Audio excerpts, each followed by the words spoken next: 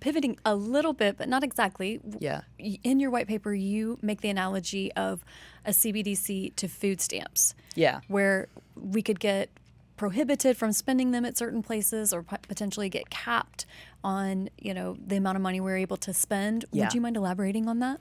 Right. So CBDCs are programmable money, meaning that the central bank can directly control when and how the CBDC is spent. They, of course, say that they will never do this, but that is a lot of trust to put in an organization that, from my point of view, has done nothing to warrant it. So once money is made programmable, you can do things like implement negative interest rates, which is going to be the first thing that central banks around the world do, which basically means that you're getting punished for saving.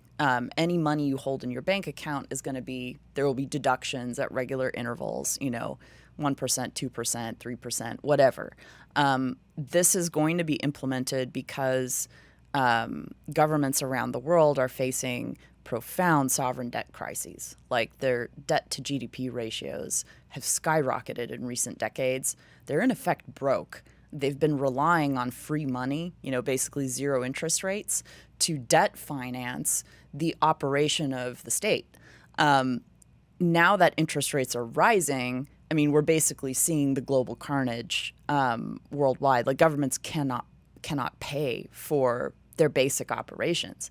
And the U.S. government may be in a stronger position, but is still vulnerable to this. And so one of the solutions that central banks will implement is harvesting private wealth. And this will happen through negative interest rates, or in some cases through direct confiscation of cash.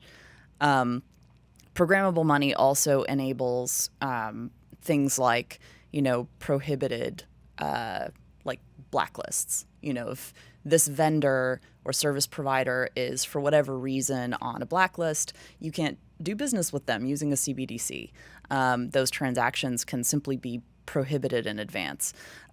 Or a little softer approach could be to simply flag anybody who does business with, these prohibited entities for, additional scrutiny and surveillance. So these are just a few examples of what programmable cash enables. And on a long enough timeline, all of these things will be done.